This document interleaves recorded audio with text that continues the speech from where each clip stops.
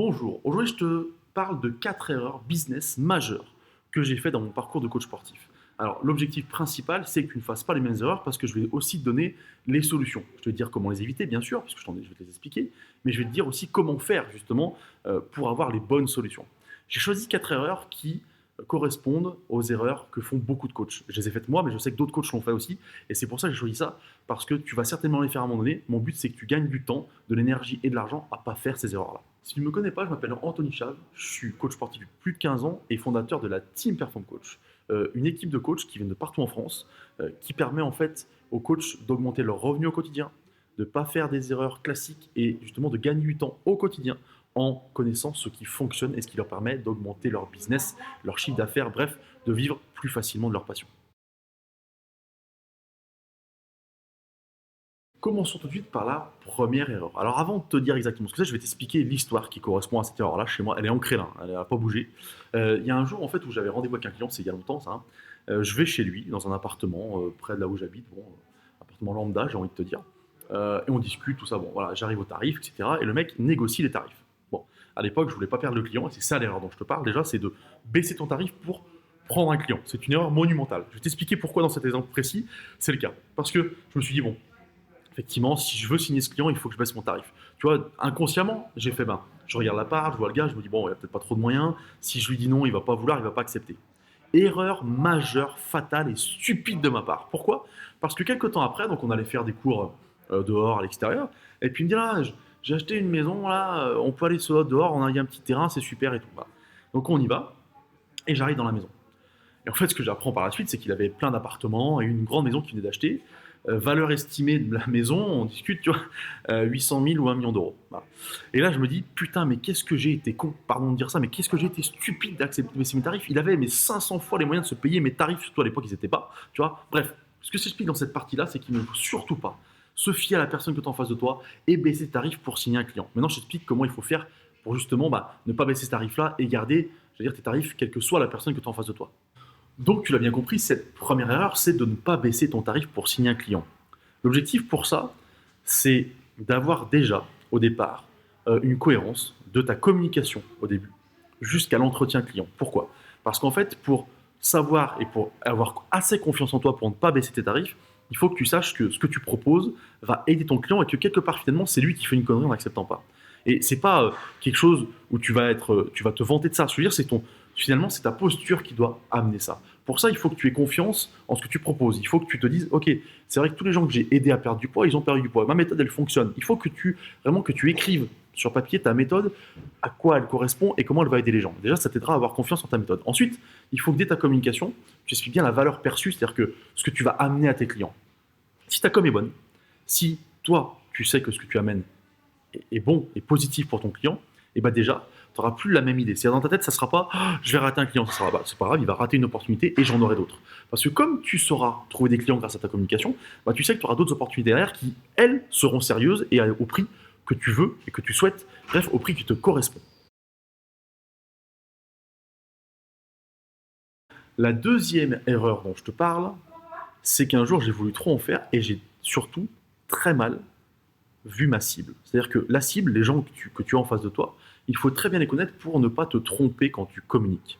L'exemple que je vais te donner est réel, il date il y a très longtemps. Quand j'avais ouvert mes premiers circuits training, j'avais discuté avec plein de copains, d'amis autour qui me disaient ah, c'est super intéressant, ça m'intéresse. Entre tu sais maintenant, quand ça m'intéresse et je viens, il y a une grande différence. Mais quand même, ça les intéressait. J'envoie un texto à l'époque à tous les potes en mettant un super texto, j'avais bien préparé et tout. Machin. Aucune réponse, personne intéressé. C'est bizarre quand même parce qu'il y en a un dans l'eau qui était vraiment intéressé, tu vois. Et je leur parle, et en fait, mon texto leur a fait peur. Bah ouais, parce que dessus, j'avais mis HIT, enfin, tu vois, j'avais voulu mettre des mots comme ça qui allaient taper fort, en disant c'est des super circuits, etc. Sauf que les gens, bah, c'était pas adapté à eux. Mes potes, en fait, c'est des sportifs, ou pas des trop sportifs, et ils ont vu ça, ils se sont dit, voilà, moi, je veux pas faire un truc de dingue, de taré, faire un truc qui correspond pas à ce que je suis, je vais faire mal, c'est pas pour mon niveau et tout. Donc, tu vois, j'avais mal jugé ma cible, en fait, tu vois. J'avais voulu faire le malin, entre guillemets, en mettant des super mots, en disant ça va les entraîner, ils vont être contents. Ça leur a fait peur. Donc, je vais t'expliquer maintenant comment justement bien connaître ta cible et bien communiquer ce qui correspond à ta cible pour justement que les gens viennent avec toi en tant que coach. En fait, ce qui compte, c'est de bien définir ce qu'on appelle le client idéal. Alors attention, je t'arrête tout de suite, un client idéal, il n'y a pas 150 critères, hein. La catégorie socio-professionnelle, machin, tout ça, moi je m'en fous. Moi, ce qui m'intéresse, c'est de savoir déjà, euh, environ quel âge a ton client idéal, tu vois? Qu'est-ce que tu cibles toi? Quelle personne à quelle personne ça correspond? Est-ce que c'est plutôt des gens qui ont déjà des enfants, pas d'enfants? Est-ce que c'est des gens qui sont à la retraite? Tu vois, déjà, il faut cibler un peu la catégorie d'âge comme ça. Ensuite, homme, femme ou les deux. C'est très important, tu vois, de savoir qui tu cibles. Et enfin, et c'est ça qui est important, c'est pour ça qu'il faut cibler. Pour derrière, tu saches quels sont leurs besoins. Parce que si tu veux parler à tout le monde, bah, les besoins de tout le monde ne sont pas les mêmes. Il faut que tu saches, tu parles à des très sportifs, à des non sportifs, des gens qui démarrent le sport, etc. Parce que si tu sais exactement quelle est ta cible et ce que les gens ressentent et ce dont ils ont besoin, bah forcément dans ta communication, ça va transparaître. C'est-à-dire que tu vas leur parler, ils vont se sentir visés dès qu'ils vont voir un article de toi, une vidéo, ils vont dire ah oui, lui, il connaît mes problématiques, c'est bien, il peut m'aider. Voilà, c'est ça que tu dois rechercher. Et le problème, c'est quand tu connais pas ta cible ou tu te fies simplement à toi et tu dis ah je vais envoyer du gros comme j'ai fait moi, tu vois, en disant je vais mettre du HIT, des gros circuits intensité et tout, bah non, ça correspondait pas. Donc il faut que tu saches toi ce que cherche ta cible, ce qu'ils veulent, ce qu'ils attendent pour leur le proposer. Et c'est comme ça finalement que tu vas être cohérent et que tu vas attirer des clients.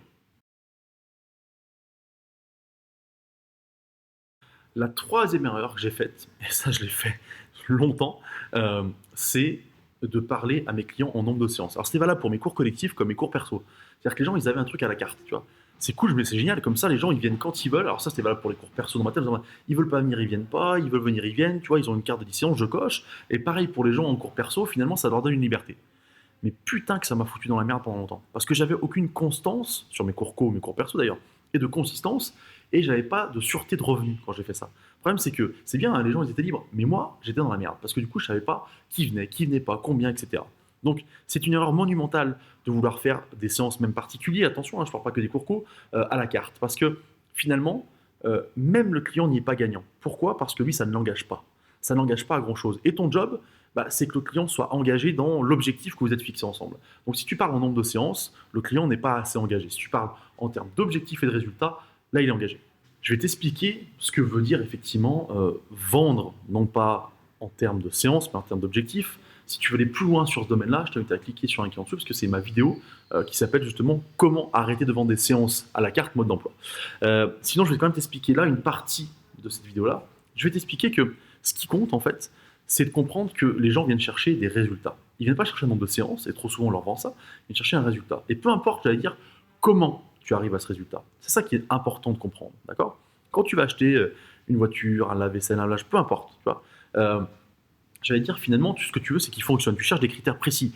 Une voiture, tu veux qu'elle aille peut-être vite. Un lave-linge, tu veux qu'il consomme peu, etc. Le comment, tu t'en fous quelque part. Ce qui t'intéresse, c'est que là, il y a ce que tu recherches. Et ben, dis-toi que c'est exactement pareil pour les gens qui viennent chercher un coach sportif, même si c'est du service à la personne comme ça. C'est que la personne vient chercher des résultats. Donc, si elle vient chercher des résultats, elle n'est pas là toujours pour savoir exactement ce que ça comporte, comment tu vas faire, etc. Elle a besoin des fois de comprendre pour être impliquée, bien sûr.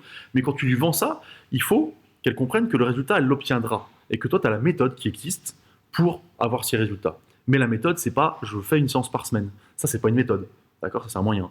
Je fais pas 2 séances par semaine. Ça, c'est pas une méthode, c'est un moyen. Comprends la différence? Donc, l'objectif pour toi, maintenant, c'est de vendre des objectifs, des résultats et non plus des séances séparées. La quatrième erreur que j'ai faite, finalement, c'est de ne pas faire les comptes. Bah, de ne pas faire les comptes. Alors là, je ne parle pas de comptabilité, tu vois. C'est-à-dire que pendant longtemps, mes tarifs n'ont pas été très élevés. Et puis, je me suis retrouvé coincé à un moment donné parce que je disais, c'est bien, mais alors, je passe énormément de temps, finalement, pour pas grand-chose. Mais j'avais jamais fait les comptes. Parce que je me dis, ah, mais c'est une passion, je suis content, j'avance, j'ai des clients, etc.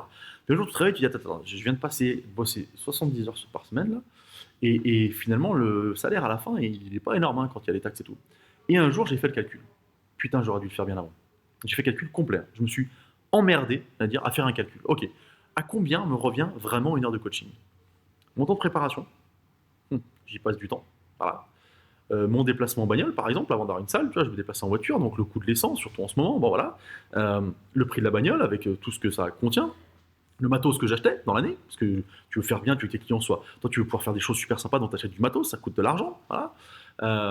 Et puis ton temps de déplacement, encore une fois, tu passes 20 minutes dans ta bagnole, 30 minutes dans ta voiture, etc. Voilà. Et déjà, je ne vais pas parler des taxes, hein, je te parle ensuite des taxes et tout ça. T'imagines, tout ce que je viens de dire là, tu fais un compte de finalement ton heure de coaching, d'accord, qui peut-être, allez, on va dire que tu es à 50 euros de l'heure. Si tu comptes tout ce que je viens de te dire, ton heure de coaching, finalement, elle va te ramener 12 euros de l'heure, 13 euros, 15 euros grand maximum. Parce que tu auras fait toute cette comptabilité que je viens de te dire. Et le jour où j'ai fait ça, j'ai pris peur. Je me suis dit, non mais c'est pas possible en fait, je bosse pour rien. Voilà. Et c'est là où je me suis dit, ok, comment on peut fonctionner autrement? Comment on peut faire en sorte d'avoir des tarifs plus élevés, non pas pour, j'allais dire voler les clients, hein, mais pour vivre décemment en fait, sans avoir besoin de faire 70 heures par semaine, quoi. Voilà. Et c'est vraiment, c'est finalement, j'allais dire mon adage depuis le début maintenant, c'est de se dire, ok, comment on peut rendre notre vie meilleure tout en bossant bien, en s'occupant bien des clients et en ayant une prestation haut de gamme, justement, pour être capable de tirer un salaire décent de ce que l'on fait au quotidien. Donc je te promets, fais le calcul, tu vas voir que tu vas prendre peur et que ça te permettra aussi de passer un cap rapidement parce que tu vas dire, ok, je bosse pour pas grand chose. Voilà. C'est le conseil que je te donne aujourd'hui et c'est l'erreur que j'ai faite pendant longtemps, c'est pas vouloir trop voir. Tu vois, peut-être tu mets des œillères, oh, mais c'est bon, ça passe, ça passe, ça passe, et puis à un moment donné, ça passe pas. Fais-le et je te garantis que ça te fera réagir.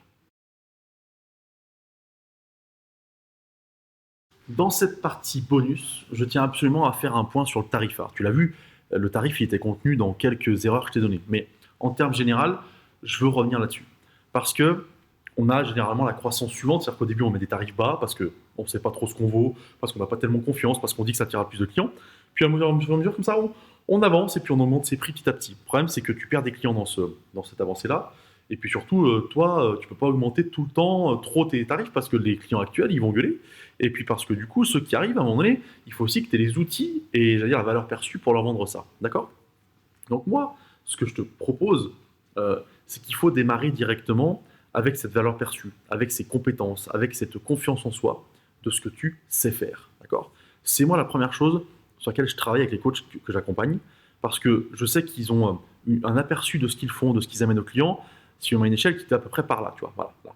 Et mon job, c'est que déjà, rapidement après le premier bilan, les premières méthodologies qu'on voit ensemble, de communication, de vente, le travail qu'on fait sur toi, enfin, sur la personne, sur les gens qui rentrent, individuellement, sur qui ils sont, voilà, quel est leur caractère, quel est sur leur point fort, leur point faible, ben, on ressort avec une graduation qui est par ici.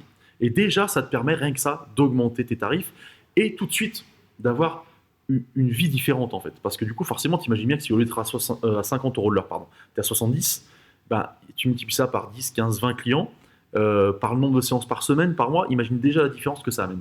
Et moi, mon but, il est là, c'est de te faire prendre conscience que toi, tu as une valeur profonde dans ce que tu fais, que tu fais un bon job, que c'est cohérent, que tu es quelqu'un de bien, et que du coup, bah, ça mérite un tarif plus élevé parce que finalement, il te manque que quelques outils, qu'une vision différente pour aller chercher un tarif plus élevé et du coup une vie meilleure. Encore une fois, le tarif plus élevé, c'est pas juste pour aller voler les clients, on ne vole personne, on met des outils, une valeur de travail, de suivi, d'accompagnement à côté de méthodologies qui vont te permettre, avec ta personnalité, d'aller chercher des tarifs plus élevés. J'espère que j'ai été clair, parce que ce discours, il vient vraiment du plus profond de moi, parce que j'ai vécu toute cette étape-là, et moi, le but, c'est que tu le vives de manière hyper rapide pour aller directement vers ce qui est cohérent pour toi, ta passion et ton métier. En conclusion, j'espère que cette vidéo t'apportera ce que je souhaitais qu'elle t'apporte, c'est-à-dire d'éviter de faire ces erreurs majeures que beaucoup de coachs font, que j'ai fait moi. J'espère que ces exemples-là t'auront parlé parce qu'ils sont tirés d'une réalité. Je les ai encore bien ancrés en tête. Et toi aussi, tu dois avoir des erreurs que tu as faites qui sont ancrées comme ça. J'espère t'avoir évité certaines conneries. J'espère t'avoir fait gagner du temps, t'avoir fait gagner de l'énergie, t'avoir fait gagner de l'argent. Voilà, surtout. Si tu as aimé cette vidéo, like. Si tu veux savoir ce qu'on fait, le contenu au quotidien de Perform Coach Formation, tu cliques en dessous, tu t'abonnes. Et surtout, tu commentes si tu as des questions, si tu as la moindre remarque, j'y répondrai avec grand plaisir. Et si tu as d'autres questions, n'hésite pas à me contacter aussi. Toujours disponible pour échanger et discuter sur ta situation et comment on peut faire pour l'améliorer. Moi, je te souhaite une bonne journée, je te dis à bientôt.